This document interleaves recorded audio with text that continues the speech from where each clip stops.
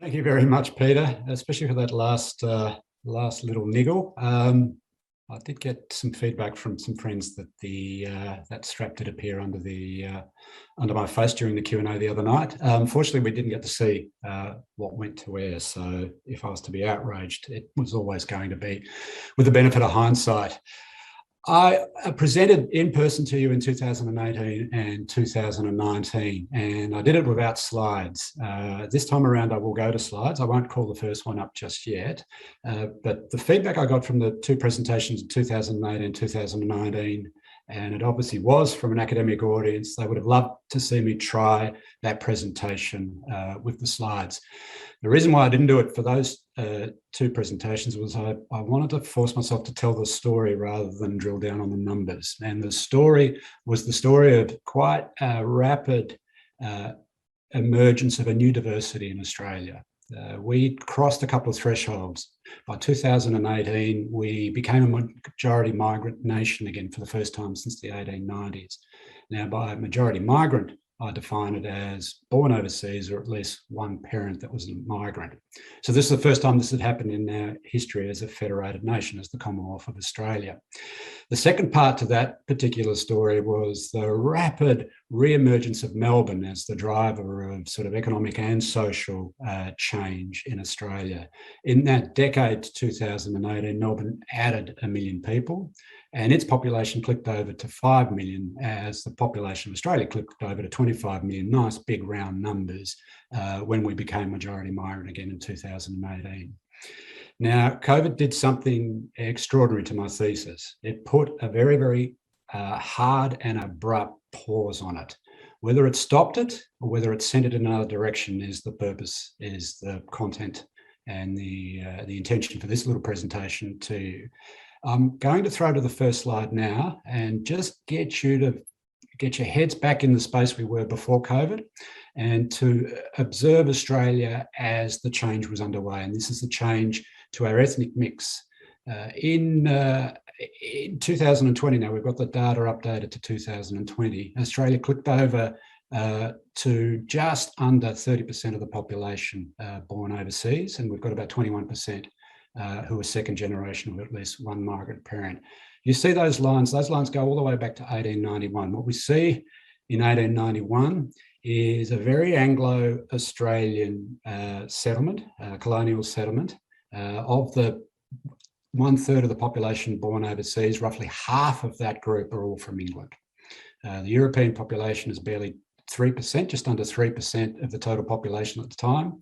The Asian population is only 1.3%. Now, these numbers are obviously very important because they're the things that change after the Second World War.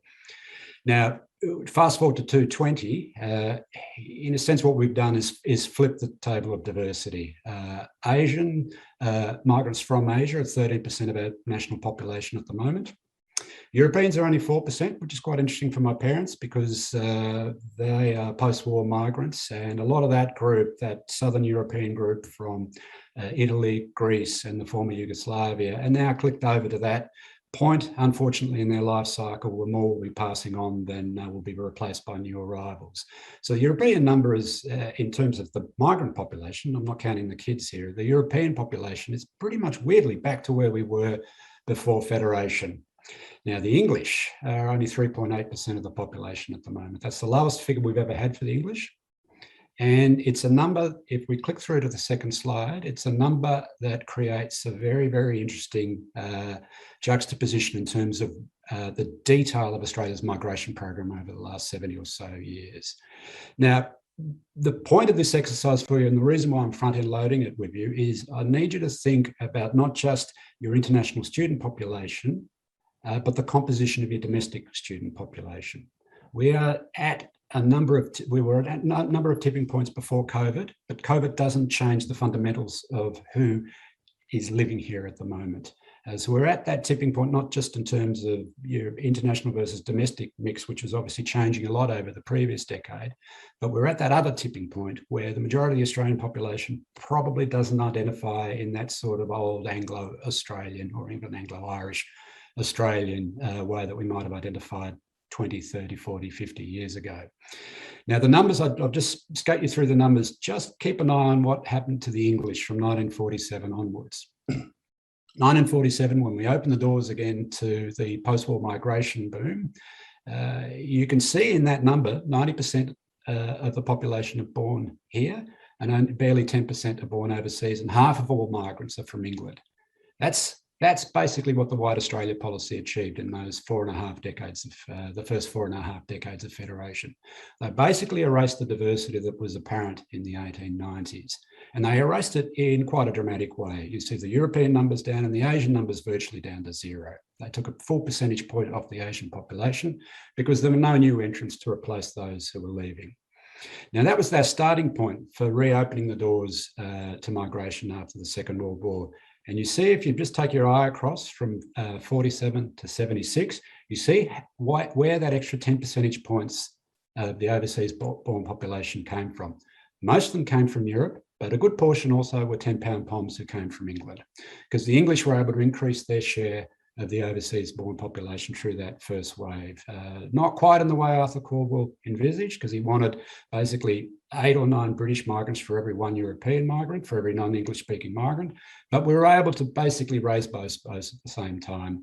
And then there was the first trickle of Asian migration. There were always these little weird exemptions, as people in the tertiary sector would be aware, from the White Australia program, because we were educating the elites of Asia under the Colombo Plan through this period as well. Long story short, I'm going to click you through now we won't bring up the third slide yet, but I'll have you have a look at, sorry, let's go back, sorry, just one, back to the second slide. I won't click you through yet to the third slide. Just again on 2001 now, which is, you see that line across from 76 to 2001 is relatively flat. And the point I will emphasize is that first phase of Asian migration after the end of the White Australia policy, that first phase of Asian migration wasn't on the same scale as the post-war European wave. You see the share of the Asian population only goes from 1.2% to just over 5%, just under 6%. Now, as recently as 1996, the English born in Australia outnumbered all Asian migrants in Australia, which I think is quite an extraordinary statistic if you think it through. And 1996 is obviously an epic change of government. We went from a 13-year Labor government to the beginning of a coalition government that was going to run for 11.5 years. It was also the year that Pauline Hanson entered Parliament. And we weren't in danger of being swamped by Asians, by the way, at that point, because the English still outnumbered all the Asians. Now, the reason why I want to just focus on that little point there, that little flat line from the mid-70s through to the end of the 1990s, is our migration program slowed down. And the reason it slowed down is we had 3 big recessions through this period, in the mid-70s, the early 1980s, and the early 1990s. Just pause that slide for a sec, thank you, and I'll just get you to take that one off the screen. And I want to now talk about the recessions before I come back to our 21st century diversity story. Now, COVID has created a recessionary episode unlike any we've seen. Now, Peter alluded to the issue not just of job losses amongst your staff and amongst the junior academics. Also, you need to underline what has happened to your student population. This is quite an extraordinary episode for us because it doesn't match any of the previous recessionary episodes we've had. The recessions of the mid-1970s, the early 1980s, and the early 1990s had a fundamental restructure underlining each of them. We were moving away from a manufacturing-based economy to a services-based economy, the one we're living with now. In those 3 recessions, we had pretty much 8 out of 10 of all the jobs that were lost, 4 out of 5, if you want to halve that fraction. 4 out of 5 of all the jobs lost belonged to men, and those men wore blue collars, not the blue of this work suit, but the blue collar labourer, either the blue collar skilled worker in manufacturing, or the labourer in construction, or the mining worker. Now, those workers were the first to be retrenched, and they were the last to be rehired, because throughout the 70s, early 80s, and early 1990s, we had a second story underlining our job market, which was the rise of women in work. The earlier return after having children, because as recently as the mid-80s, a majority of mums waited until the last child had been packed off to primary school before they resumed work. That number started to change quite dramatically through the 80s into the 90s. But even before then, you had that big increase in female participation in work as education became more widely distributed, and not just more widely distributed, but the girls entering university tended to outnumber the boys entering university from as early as 1982, which happened to be the first year I went to uni at Melbourne Uni. Now, those two trends created quite a destabilising force in our national politics. The big transitions, when political scientists look at this period, are the switching of party loyalty from mums who used to be at home and were conservative Menzies era voters to becoming part-time, relatively unionised, not as unionised as men beforehand, but they were switching to Labor identity.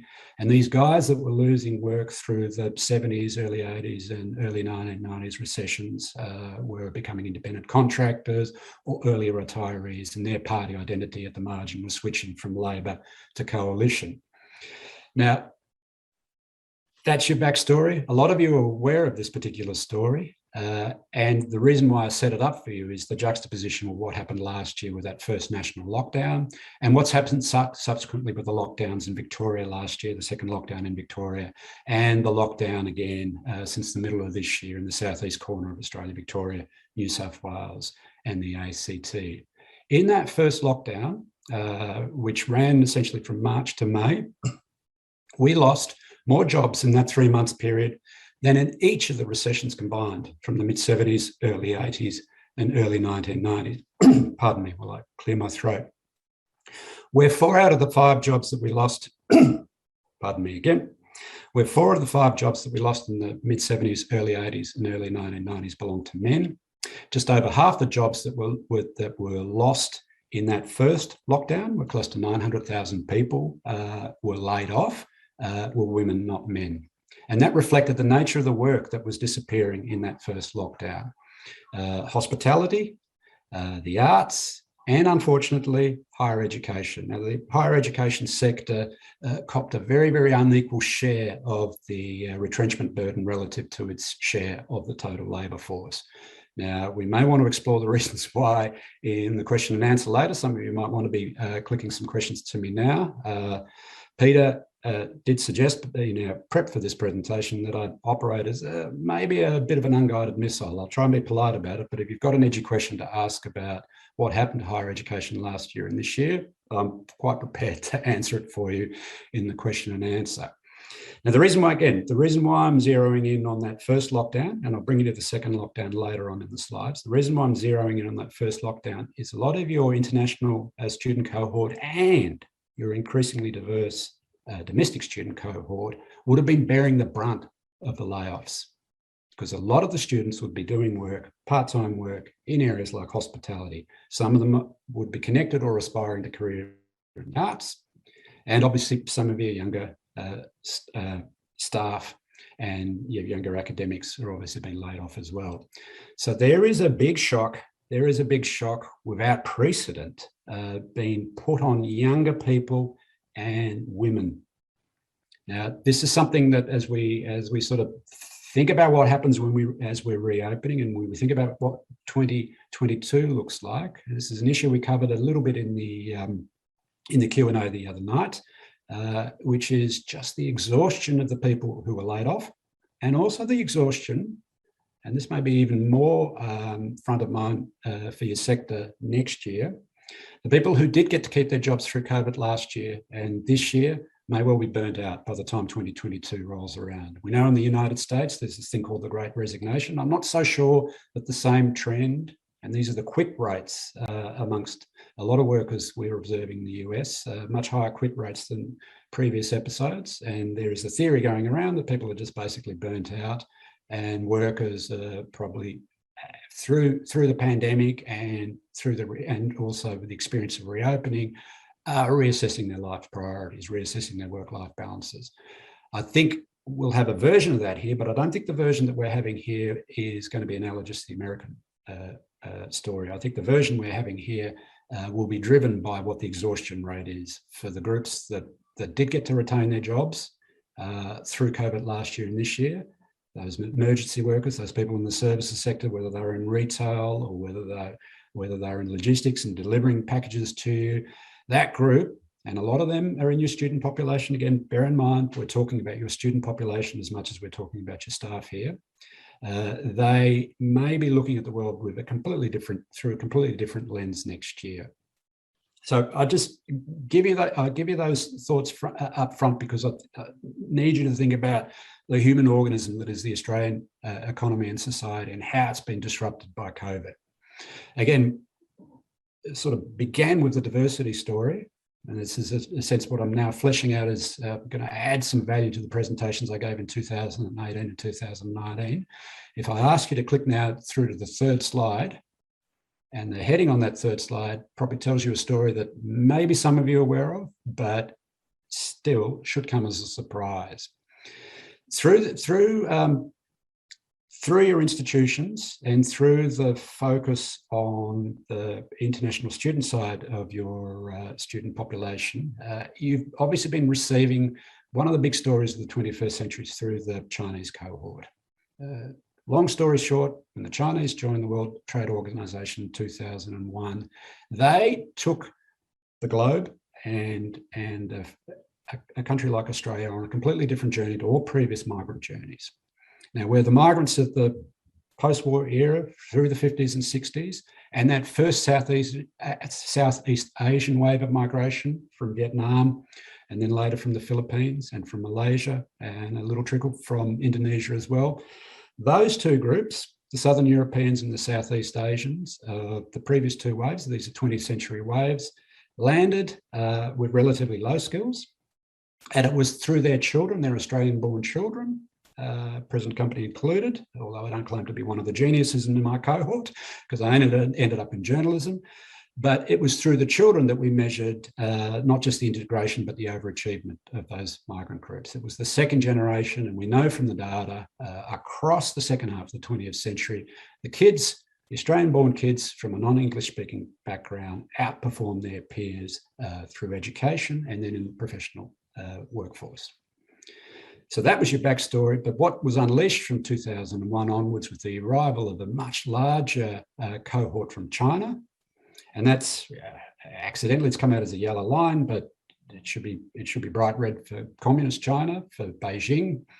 That group of migrants that pretty much started entering your campuses and entering our workplaces and entering our middle and upper middle suburbs are unlike any previous migrant wave, including the previous Chinese wave of the 80s and 90s. They landed better educated than the country at large, and they were younger than the country at large. And as you're aware, they've obviously come through your campuses, and some terrific Australians have come through that particular process. Now, the last few years, I'm going to leave the politics to one side. Before COVID and before the arguments over between the Turnbull and then the Morrison government with Beijing, we can see that Chinese number, that Chinese-born number in Australia has topped out. And we've seen other numbers top out. We see the New Zealander number on that particular table has topped out. We see the Vietnamese numbers topped out, and that very top line, the English-born number, is also topped out. This is not unusual. After 20 years of mass migration from a particular country, it's not unusual to see that number top out. It's the green line I want you to focus on. At the end of last year, just before lockdown in 2020, this had already happened. The Indian-born in Australia overtook the Chinese-born in Australia to be the second largest migrant group across the country. In Melbourne, they were already the largest group. In Sydney, they are the second largest group behind the Chinese. In Canberra, on present trends, I think that probably already clicked over. We'll wait for the census when the census comes out next year. But I think in Canberra, they are also the largest migrant group in Australia. Now, this is the first time a group, other than the English, are number one in more than one capital city. This has never happened before. And for those of you who recall the presentation 2018 and 2019, the big shift in Australia is the diversity of our ethnic mix within the country. So up until 2020, up until the year 2000, 2001, it really didn't matter where you lived, whether you're a cosmopolitan capital city or a small country town, the migrants tended to land in the same order. Up until the turn of the 21st century, you would have had the English number one pretty much everywhere, and the New Zealanders number two pretty much everywhere. Now that has changed, and that has changed quite dramatically in the last 10 years because of what you're observing in those lines, especially the rise of the Chinese and now the rise of the Indians. Because they tend to concentrate in Melbourne and Sydney, and they tend to concentrate on some of the bigger campuses as well, you get this unusual situation in terms of our federated history of the migrants dispersing in different directions.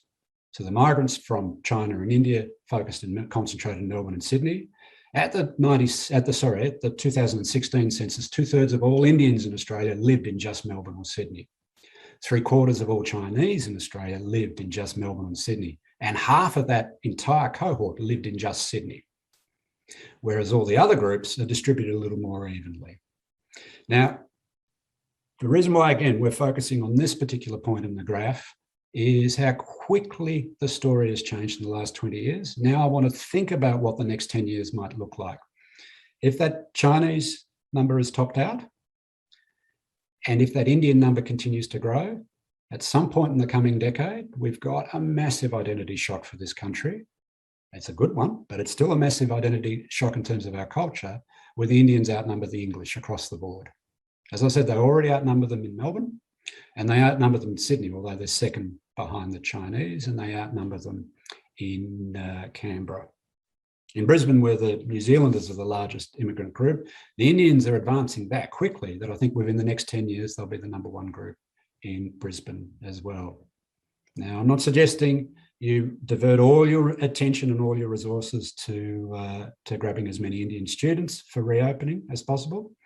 I'm just letting you know that this is what the line tells you. And it's also the Indians have the largest diaspora on the planet at the moment. They got close to between 15 and 20 million people living in countries other than India. It's a small share of their total population, but it is, in terms of global migration, the biggest story going around at the moment. Now, you'd be aware that Canada and Great Britain had spent a lot of time looking at what Australia has been getting right before COVID, and they want to have a little bit of what we've got. And so they are now in the field competing for international students and competing for skilled migrants as they reopen. Now, because they've been living with COVID about 6 months longer than we've been trying to live with COVID, they're already on that horse. They're already on the recruitment horse. This is the one very, very brief political comment I'll make. My concern at watching the way Australian politics has handled lockdown and then the sort of crab walk towards reopening, which we're now finally seeing, November and December of this year, it looks like we're returning to a version of what the next normal is, with the borders relatively open. We've given countries that we should not worry about in terms of competition for students. We've given them a head start. We've given a good 6 month head start. Now, I'd not just like to see us back on the recruitment horse as soon as possible. I'd also like, and this is why I'm leaving the slide up for as long as possible, I'd like you to focus on some of the other countries that are emerging as sources for migration.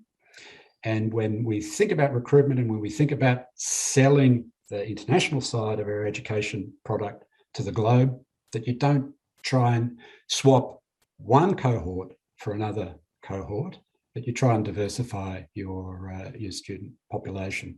Now, the interesting numbers, when I look at 2020, compare it to 1996, and I've put 1996 up on this particular slide because I do want to remind us of the world as it was. Well, we had the change of government, we had the Pauline Hanson Mark I influence our political debates. The two big movers outside the top five, now the big movers within the top five obviously are India, China and the Philippines, none of which were in the top five in 1996. The two big movers outside the top five are the South Africans and the Nepalese, and to a lesser extent, Sri Lankans and Malaysians. Now, I think it is conceivable for a country like ours to be able to do both. I think it is conceivable for a country like ours to be thinking about migration from a place like South Africa and a place like Malaysia, to be thinking of migration if people are sick of Brexit in the UK, to go back to the UK to see if we can get a new cohort coming through, and also looking at Sri Lanka, and also looking at Indonesia, and also looking at Afghanistan now that it's fallen back into the hands of the Taliban. There are a number of ways for a country like ours to think about diversity. Sitting back and letting it happen, thinking we're in a buyer's market, is obviously not the world we're in anymore. Now, the story that led up to these lines crisscrossing between the Chinese and then the Indians was a story really of a default setting, of Australia having a natural advantage of location, a stable political environment, terrific tertiary institutions, and lifestyle superpower, to quote some of the language in and around what our advantages have been. We don't have that advantage anymore because we've been locked down for 18 months. But our lockdown hasn't changed our diversity. Our lockdown, in a sense, has snap frozen it and then created a question within that snap freeze of how we make sure that we hang on to it and restore it after we reopen. Now, if we could just flick through to the next slide. This is where I start to get a little more pessimistic. Now, this particular slide, this is one of my specials, goes all the way back to 1860. It's just looking at New South Wales and Victoria, and this is the net migration story, overseas and internal. Now, for those of you aware of your Australian economic history, that orange line, Victoria, big boom in the late 1880s, and then epic collapse of the Depression of the 1890s. From the early 1890s through to the end of the first decade of Federation, Victoria lost more people than it received.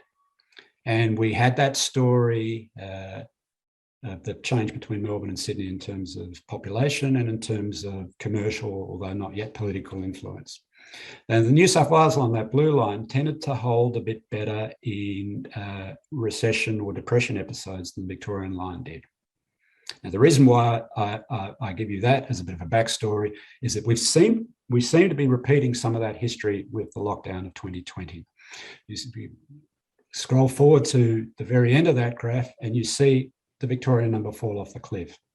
Now, it's fallen off the cliff after that big run-up, after that big population boom the previous decade. Now, New South Wales was sort of keeping up, but it was losing some of its own people internally, most of them ending up in Queensland, refugees from the Sydney property market. But the two cities, now we'll just focus on Sydney and Melbourne, the two cities were rising as one, but Victoria was the one, and your history tells you that. Those other two really sharp lines are the First and the Second World War. Don't focus on them so much. Your history tells you that Victoria tends to overshoot in the boom and has the harder landing. Now, I'll just take the graph off for a minute. Now, the story of the last 18 months to me, as a sort of political observer, has been why was it Victoria's turn again? And the answer tends to be, as a Victorian, you think, it's always our turn. Worst affected through the first major depression of the 1880s and early 1900s. Certainly the worst affected in the recession of the early 1990s. And because we had that second wave all to ourselves, last year, the worst affected through COVID. But, and there's always a but with COVID, the way COVID operates, just when you think some of your economic or your social theory is bedded down and you could refer to something in the past that gives you an idea that maybe this is the version of history that's repeating, you get a switch in the narrative. And the big switch in the narrative, obviously in the middle of the year, was the Delta outbreak in the eastern suburbs of Sydney, and the inability, for whatever reason, of the New South Wales Health Department to contain Delta in the same way that the previous strains of the virus were able to be contained in Victoria last year through, unfortunately, a very grinding lockdown. Now, New South Wales, we know the data for New South Wales this year is as bad as it was for Victoria last year. Now, I'm going to get you to click back to the next slide.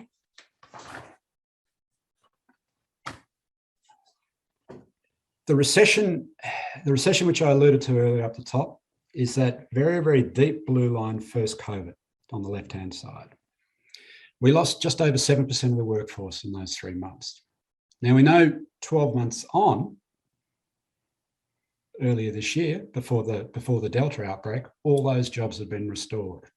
And since the Delta outbreak, we've got a recessionary episode again in Victoria, New South Wales, and the ACT. Now, the reason why I want to share this particular chart, and this is a chart that has fascinated me, I've been trying to get my head around it myself, so don't be too disturbed if you can't read it just yet. What I've done through the mid-70s, early 80s and early 1990s is benchmark the recessions in terms of the total jobs lost as a share of the workforce going into that recession. You see that mid-1970s recession, which ended that long growth run of full employment for Australia, which also terminated the Whitlam government. Just over 1% of the workforce lost their jobs. Pretty mild recession when you look at the experiences of the early 80s and the early 1990s. Now, that first lockdown was obviously a deeper recession, but because it was initiated by a health order to stay at home, and because the federal government was able to underwrite that stay-at-home order with the biggest intervention in the economy through JobKeeper and also the doubling of the unemployment benefit, which was rebadged as job seeker, living standards didn't fall with it. So we tend to look at that first lockdown last year as not a recession in the classical sense of the term, even though, as I've described, there are a number of things we need to think about in terms of burnout rates, disproportionate burdens between men and women, and difficulty in reopening and getting people to work as hard as they did for those who did have jobs that they did during the lockdown. But the story this year, and now this is the story, that second COVID line. That second COVID line is the total job losses as of October this year compared to the situation in the labour market in February last year, before we went into lockdown. So it is, to all intents and purposes, a recession that looks like the recession of the mid-1970s. So a relatively mild recession we are in at the moment. Obviously, we're reopening, and that line is going to change. It's going to dial back to zero by the end of this year, hopefully. But as we know, and this is an intriguing thing for me to think about the theory going forward. As we know, this recession, this phase of the recession, this phase of the COVID recession is headquartered in New South Wales and in Victoria. In Queensland, Western Australia, South Australia and Tasmania, only looking at the mainland states now for the moment, we have pretty much a fully open economy because they've been living COVID-free. 40% of the population has been living COVID-free to all intents and purposes this year. So the jobs to October this year that New South Wales is missing, based on their situation before the first lockdown, is equivalent to the early 1990s recession. So this is a big shock. This isn't a minor shock. This is a big shock. The jobs that are still missing in the Victorian economy as of October compared to their situation pre the first lockdown is equivalent to the early 1980s recession. Another big shock. Queensland, WA and South Australia, as you can see from this chart, haven't had a recession this year. In fact, they're booming. So we have what I describe as an on-off economy. But, and this is a big question mark, the challenge now for reopening is what happens, and this is why I was sharing maybe click off this graph now so you can see me again. Thank you. The reason why I wanted to focus on the story through lockdown and on Sydney and Melbourne, and why I flagged earlier the story of Melbourne at the start of the presentation, is the big open question for me now when the economy reopens is what happens to these two organisms, Melbourne and Sydney? What happens to them? Are they going to be drawing back all the labour that has been missing? Are they going to be sucking all the economic activity back off the frontier states that have lived virtually COVID-free? And South Australia, which has had its best year economically for about 30 or 40 years. Are they going to then flip that table? So the on-off economy becomes a southeast economy with the frontier states facing some sort of setback or letdown or setback. Now, other things being equal, you would expect in Queensland and WA and South Australia and Tasmania and the Northern Territory, you'd expect as the internal borders open up and we're at 90% of the eligible population nationally vaccinated, that we're now going to try and live with COVID. You can expect the COVID numbers to go from, single digits to the tens, the hundreds and the thousands very quickly in the states that haven't experienced much COVID. And I can guarantee you 6 months from now, if we were having this conversation, the lines in that second part of the graph, which were negative for New South Wales and Victoria and positive, especially for Queensland and Western Australia, are going to flip. Now, the story going forward will be fascinating because between the southeast and the frontier states is the big political tension we've had for the last 20 or so years. Now, we're clicking forward now to a couple of quick graphs I want to bring you up to speed on. I'm going a little over time, but I'll just, if you can indulge me on this. The 2019 election, which was line ball, even though a coalition government was re-elected, the 2019 election had a very interesting distribution of seats. When you look at the main capitals, and I'll just dig out a second number for you while you're looking at that main chart. When you look at that at the capital cities, you can see across Melbourne and Sydney, Labor outpolled the coalition. They won more seats than the coalition. They also won all 3 seats in the ACT, which isn't on that map, but they were a score drawer in Perth. Sorry, they were a score drawer in Brisbane, and they were behind the Liberal Party in Perth, but they were ahead of the Liberal Party in Adelaide. Across the regions now, Coalition won a majority of seats in Victoria. They split 50-50 in New South Wales. Coalition had a super majority in Queensland because that's really where the election was decided. The election was decided outside of Brisbane. And in WA and South Australia, Labor did not win a single seat in the regions between those 2 states. So if I just click forward to the next table, the final table of the presentation. At the last election, Labor won 46 of the 80 seats in the capital cities. You'll see that in the right-hand column. That wasn't obviously enough for them to win power. The reason why the coalition was returned, because it won 46 out of the 71 seats outside the capitals. Labor only won 22. Now, with the redistribution of boundaries, Labor go up to 47 in the capitals. The Liberals go down 1 to 30. Labor have picked up a seat in Melbourne through the redistribution of boundaries. The Liberals have lost a seat in Perth through the redistribution of boundaries. So now it's 47 to 30 in the capitals. That's the starting point for the next election. Outside the capitals, it still is as it was at the last election, Coalition 46, Labor 22. Now, have a quick look at the left-hand column. When you think about the distribution of the seats at the last election, and really the last election repeated that sort of 50-50 story that we had in 2010 when there was a minority Labor government, and in 2016 when Malcolm Turnbull had the coalition re-elected with a single seat majority. That divide between cities and regions seems to be baked into our political story over the last 10 years. Now, one of the things that is keeping the coalition in power, notwithstanding its inability to win seats in the capital cities, is it's oversubscribed for seats in a place called Perth. Now, Perth, as I alluded to earlier, is one of the 2 COVID-free zones. It's been booming through the best part of 2020 and again in 2021. There are at least 3 seats that Labor think are gettable for them in Perth. Mark McGowan, we know, led the Labor Party in WA to, there's no precedent for what happened in that state at the state election earlier this year. His primary vote was just nudging 90% in his own seat.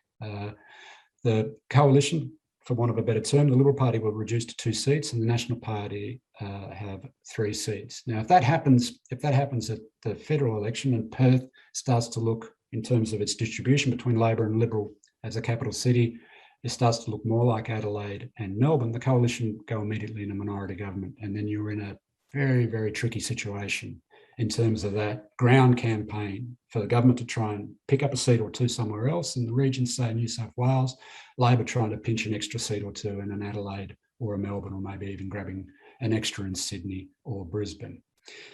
Again, I just wanted to give you that political context for some of the social story I've been telling you. Maybe we just click out of that graph because even for me as a political commentator, I don't like to see too much politics on my screen at the moment. I got my own version of COVID burnout, which is covering this thing. I've overshot on the presentation. I'm sorry about that. I really wish we were in a room together. Next year, hopefully, if you want to have me back, we can put them back up on the screen and we can see whether any of these theories panned out in calendar year 2022. Peter, thank you again for your introduction, and I'll throw to you, Claire, and you can take some questions for me. Thank you so much, Mr. Megalogenis. I actually love that you were given a brief of being the unguided missile and also describing the state of Australia. That's awesome, and you've certainly delivered. And I'm loving the chat and the questions. So we've got a lot of questions and I love the chat. Please keep it going. It's absolutely awesome to see you commenting on the speakers as they go and your own experiences. And just some of those, there's a lot of comments around to the psychological institutions and mental health impacts from COVID in the sector.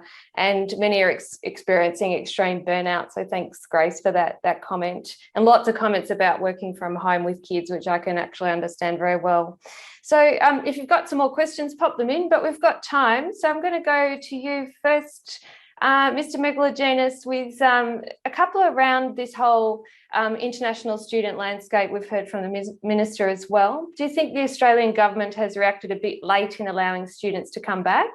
Canada and England have been welcoming students all year long. And I'm just going to add on another question from Lily Zane. What are Australian strategies to compete with other countries like the UK and USA for international students? So double barrel question, do you think we're a bit late in allowing them to come back compared to other countries? And, what are the strategies to actually compete? Thank you. Yeah, they're good questions. I obviously alluded to this point during the presentation that especially Canada and England, for different reasons. Canada, because this is the way they've been configured politically for a while now. They are a recruiter. Their mindset is as a recruiter, as a migrant nation. Canada is a very interesting case study. When I sort of look at the ethnic map of Australia, I see Australia as more diverse, more cosmopolitan than Canada, but Canada has extraordinary concentration of diversity in a couple of cities especially, which is Toronto, which has 1 million more people than either Sydney or Melbourne. And Toronto is really where we'll be in about 10 years' time in Melbourne or Sydney. At a population of 6 million, close to 70% of their population is either first or second generation migrant. Whereas at the moment in Sydney and in Melbourne, it's about the 60 to 65% bracket. So politically, their mindset is as recruiters. The English are in a slightly different position because they've obviously bet the house on Brexit, and then they hoped that they could still remain connected to the global economy. And there's all sorts of stories they're telling themselves about, a new Britannia with free trade agreements around the world. But I think the one area where they do have expertise and where they do have a natural advantage is in education. And so in a funny way, Brexit is forcing them, and they've got labour shortages. They've had labour shortages for a while now. Brexit is forcing them to do those two things at the same time. It's forcing them to reopen their borders, to sort of, polyfill their labour supply because there's huge gaps in it because they don't have the free movement from Europe anymore. But the other thing is their tertiary institutions need students. And because of they've got a locational advantage over us, which is the European market, even if you don't get online, even if you don't get on campus teaching for some of those students. That's a difficult part of the global equation for us, because I don't think it's possible to look at the continent, say, for example, and look for an international student boom in Australia. I think, I don't mean to say just leave this one to Great Britain, but it is possible that they've got the natural advantage there. Canada's the one we want to keep an eye on, and we want to keep an eye on where Canada goes, because in our sort of long history as a migrant nation, we've tended to be the first mover through obviously the gold rush and the later 1800s. But when we got off the recruitment horse with the White Australia policy through the 1890s, and then the first significant act of the new federal parliament, in 1901, Canada weirdly went on a recruitment drive that decade. And Canada went to the places that we should have been going to in the 1900s. It went to the continent of Europe. So I'd keep an eye on where they're going, and I'd try and jump in ahead of them, or I'd try and join them, because it seems to be their turn to try and outpace us. Now, I haven't dodged the previous question about whether the government left it too late. Absolutely, they left it too late. I think one of the great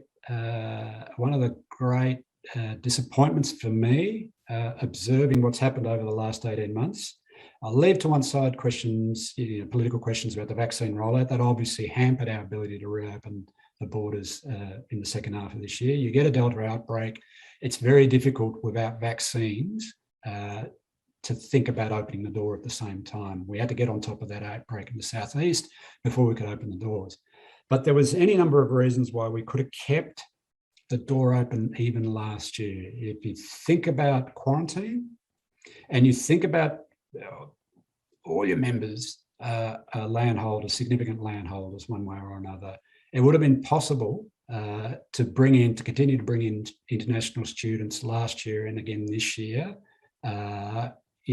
with the quarantine burden and the 14-day isolation and the constant testing put on the tertiary institution.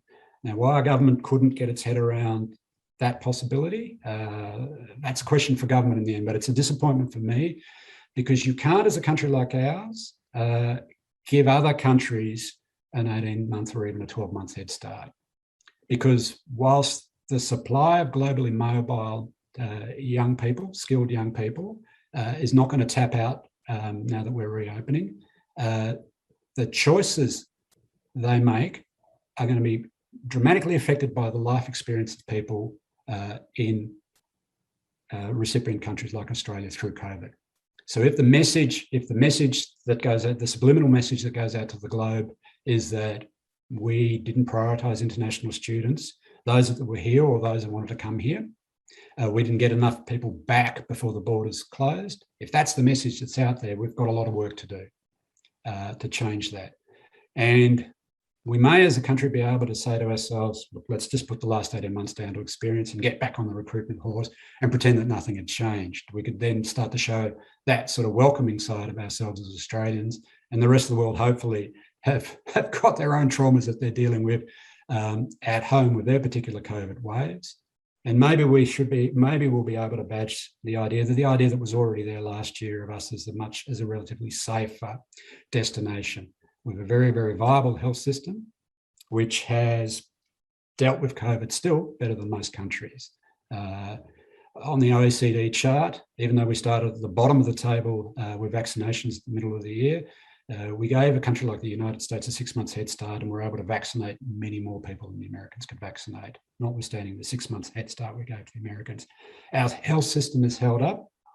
I think that is in a very, very sort of loose marketing sense, that is one of the things that you would continue to emphasise when you're trying to entice students, whether they're working accommodation, whether they're studying accommodation remotely and then on campus. The idea is that when they get here, we'll look after them. And I think that's a very important story we need to tell. Look, long answer short, personally, I'm disappointed that we didn't think harder about maintaining some flow of international students last year. Certainly we should have been on the recruitment horse early this year, but I can understand from a political sense when Delta happened in the middle of the year that we were going to lose 6 months. And whilst I'd be critical of the federal government, if you put yourself in their shoes, you could almost understand how they could have been overwhelmed by something like the Delta outbreak, especially when Sydney was receiving half of all the international arrivals on any given day before Delta. And when the border had to be closed to contain Delta, even though Delta was obviously the thing that we were giving to the region and giving to other states from Sydney, it wasn't possible, I think, to do the things that we should have been thinking about last year and earlier this year. Thank you. Another question, there's actually a few questions related to the conditions for international students to come back to Australia, and one is around housing and rental affordability in Sydney and Melbourne, and whether that will keep students away? That's a really good question. So this is, we were just talking about the federal government because we're talking about the international border, and we're talking about federal government's responsibility in higher education. There's really a story, and you almost have to think counterintuitive about this. This is really a story about state governments. And affordability is clearly an issue. It's clearly an issue for the domestic population. And the addition, think about how this political debate might pan out in the run-up to a federal election. The reopening of the borders will there'll be a bit of a moral panic, I think, about property prices and migrants adding to demand. Now, we've actually tested the counterfactual. We haven't had any migration for 18 months. We've had a net emigration from Australia for the last 18 months, and the property market has boomed. So the migrants aren't the ones driving the property prices. But as your many questioners have alluded to, the next cohort that comes in of international students are going to be landing in a country with property prices 20% more expensive than they were 18 months ago. Now, so I'm just thinking about the challenge. I'm just thinking on the spot here, but in terms of the challenges between state governments and tertiary institutions themselves, I think between the two of you, you need to figure out how to release accommodation for students. Now, what you charge them on fees is one thing to bring them in, but when they land, you can't hit them with an on-cost that they didn't anticipate. So I think you need to think about, I don't know how you figure out in terms of what the available stock is, but you need to be thinking about landing these students, whether they're on campus at a place like ANU, which answers its own question, or some of the other institutions, whether they're in and around some of your colleges. You need to think about how you can free rooms up for them in the same way that the state governments last year were thinking. They're completely different. It's not equivalent, but it's a similar exercise. When COVID first hit, there was obviously a worry about vulnerable people, the homeless, and a worry about women in abusive relationships. So there was a big effort at a state and even at a local level to try and find places for these people that were safe.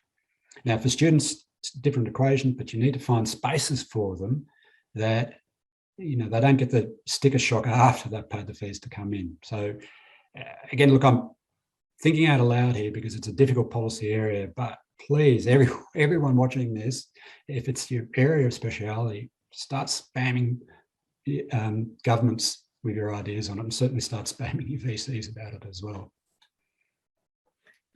Excellent call for spamming politicians and governments. So just one very last question. We've only got about a minute, so we'll have to keep it short, but there's a question around, there's a lot of questions on demographics and things that I'm sure we can follow up later, but can you see this impacting on the role of universities in Australia from a cash cow to social capital focus with basic research funding and HE policies that focus on developing knowledge workers for our domestic clever country industries? I just would love you to conclude with some big statement and answer to that question. Yeah, so the big statement in and around diversity, because it's a multiple equation. Obviously, domestic students are more diverse than previous cohorts because we're majority migrant now. That particular group, I'm very interested in that group as much as the international students. I'm very interested in that group and its distribution. I don't want to see them concentrated in Melbourne and Sydney. This is one thing I'm alluding to. As a Melburnian, I'd like to see Melbourne to get back off the floor, but I don't want to see it dominating the recovery. I don't want to see Sydney dominating the recovery. I'd like to see, and I don't want to talk down the institutions in Melbourne and Sydney, but I'd like to see the other institutions in the country be on their own internal recruitment drive. And I want them to think about the diversity in the domestic population. If we can balance the reopening better than we had in the lead up to COVID, so we don't have a Melbourne and Sydney centric growth model for the 2020s as we did for the 2010s, we'll be a much better country. Excellent. Thank you so much. And thank you for your session this morning. It's been absolutely fantastic. It's actually now time for morning tea. So we have a break for just 15 minutes. We'll be back at 10:45 Australian Eastern Standard Time for the first of our panels. So come back at 10:45, and I hope you're enjoying this morning's conference, and we've got lots more to come for the rest of the day. We'll see you back at 10:45. Bye.